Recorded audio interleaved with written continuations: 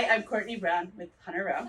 I'm Iris Johnson-Burchett with WHJ Design. And I'm AJ Dressler with Chroma Painting. So we all work together a fair amount, and we just wanted to kind of quickly give you some tips for when you're looking to buy or sell a home, given that things are moving really quickly in the market right now. Listings are still flying off because there just aren't that many of them, and most people are backed up. So AJ, you had some good tips for people when they're looking to get their home ready for sale. Yeah, absolutely. So a couple things when you're trying to get your house ready, keep it simple, right? So first thing we talk about is curb appeal. Just making sure the outside is maybe washed. Wash the outside of your house. Mow your grass. Make sure leaves are blowing off the driveway and cleaned up. Another thing is, which people I think forget about a lot, is just washing your driveway. Getting that nice and bright really actually makes the house pop when people come to look at it. Specifically pressure washing. Yeah, pressure wash. Yep. And I think even more in winter when everything's kind of dead around it. Yeah. Absolutely. So it's a really great thing for people to drive up and see that you've taken care of your home. On the inside of the house, a fresh coat of paint in a neutral color always works really well. And you don't have to go crazy and paint every nook and cranny of the house. Again, keep it simple. Do main areas. Maybe if there's a couple rooms that are just an atrocious color, paint it. But yeah, just simple neutral colors are things that we talked about. Yeah, and cover up any cracks or major plaster holes that you might have from taking things down. That goes on the outside too, is rot and stuff. If there's any like major rot issues, get those taken care of. And the other thing, if you're still living in the home, just basically think you're getting rid of 50% of your stuff. That's what your garage, or your basement, or your attic is for.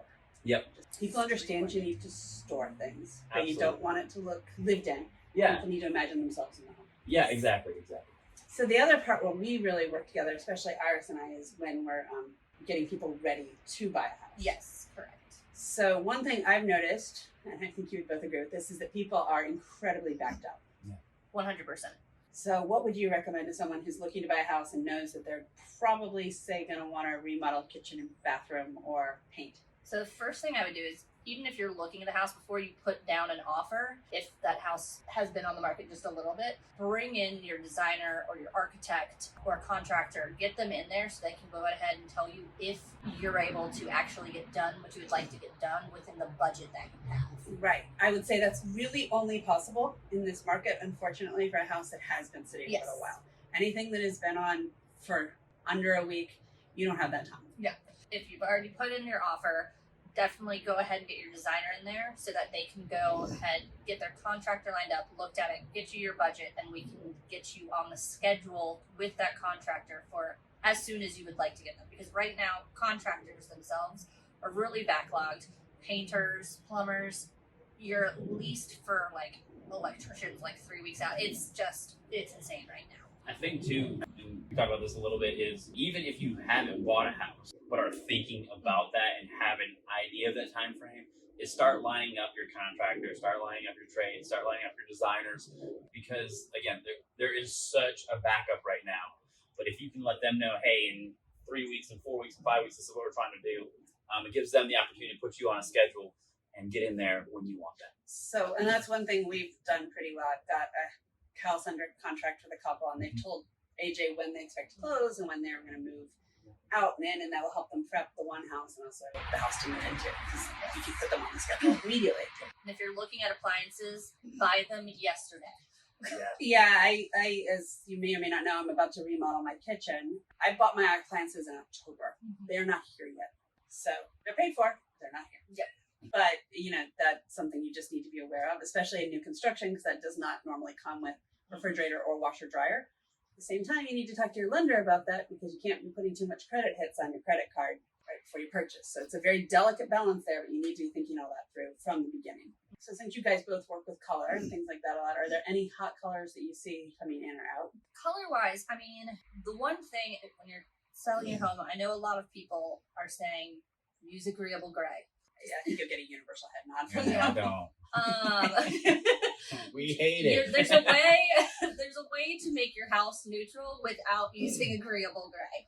Courtney's house, for example, is actually made up of a whole bunch of different colors on the inside, but it's all neutral colors. It's very light pale greens, light pale blues, and you wouldn't necessarily know that there is a color in there until you put that same color, like if you have a green sofa up against that wall, you'll see that green pop out. So that's a nice way to get neutrals in there, but also still have color. Yeah, I mean, as far as houses that are being sold. Keep it neutral. I think you mentioned this, but you want the potential buyer to visualize themselves in your home. You want to visualize it as their home and not your house or your home or whatever. As far as up and coming colors that we're seeing hit the market now, whites are actually in. Really light white. I think what did you mention? Swiss Coffee. It's my Swiss favorite. Coffee's in. It's not too stark of a white, Right. not too bright. So, and then I think I do think Benjamin Moore came out with their color of the year a little bit ago, and I think it's actually a deep dark. It is. I Blue? think it's like a peacock. Is that what it's called, I Peacock? think so. Yeah. Yeah, but there's also a yellow Yeah. Is this it? year. Colors coming in, but they're also. I mean, white is also It's just classic. a pretty classic, trend right now. And I would say when you buy your house and you're moving in, you want to try to make it trend proof. So yes, it's always going to be to the style of the moment, but be thinking about, what will be the style when you want to go sell it. And the easiest thing to fix is paint. So if you're like me and you're averse to white, Yes. Yes. you can do a neutral green, but if you need to paint it back, white is an easy fix to come back in and paint it later for someone else. When you talk about wallpaper, though, let's do that because I see this right here, and I feel like, So wallpaper is coming back in. I'm also a very big fan of wallpaper to begin with. But wallpaper is definitely something that you want to make sure that you love and you're willing to live with for a very long time, because it's not a quick fix like paint is. You can't change it you can, but it's not inexpensive. It's going to be a more expensive and time consuming and labor of love situation. I actually have clients that took down their own wallpaper and it took them a very long time to do it in their small bathroom. It's a lot of work, and I would also say wallpaper, unlike paint, can be treated sometimes as a capital improvement, which is good for your taxes. Paint is not a capital improvement, but it can be also good for some of your taxes in terms of repair for your house to get it ready. It can be treated that way. But yeah, no, I love wallpaper. There's a ton of different fun options, and I'd say if that's something you're considering, you might want to talk to Iris or someone like her, because they're going to have options that are different than what you might see on your Instagram feed. I would say too, Just let me get it in your Instagram. Right. Yeah. I would say though, but if you are going to go the wallpaper route, make sure you are talking to people like Iris who has people that can hang it properly. Do your research on that, because we did this at my mother-in-law's house where the guy said he could do wallpaper. He came in and just completely butchered it, which created another headache and another expense. But yeah, do the research on what kind of paper it is and who can install those types, because there are different types of installation on paper as well. So, and you have to buy it in different ways too, so it's always nice to talk to someone that does do a lot of wallpaper installation, because each wallpaper is a different width, each wallpaper is a different length. Sometimes you have to buy it in a double roll, you can buy it in a single roll. There's a whole bunch of different things and variables that go into just purchasing wallpaper in general. So you want to make sure that you are talking to the right people that can get you that correct information, so you're not spending a ton of money, and you're also making sure that you get everything in the same dye lot, because wallpaper does come in dye lots, which means it can be off by just a hair if you get one wallpaper roll that's in from a different dye lot. And I guess that's a good place to wrap up. But kind of what that exemplifies to me is you need to have people who are communicating with each other.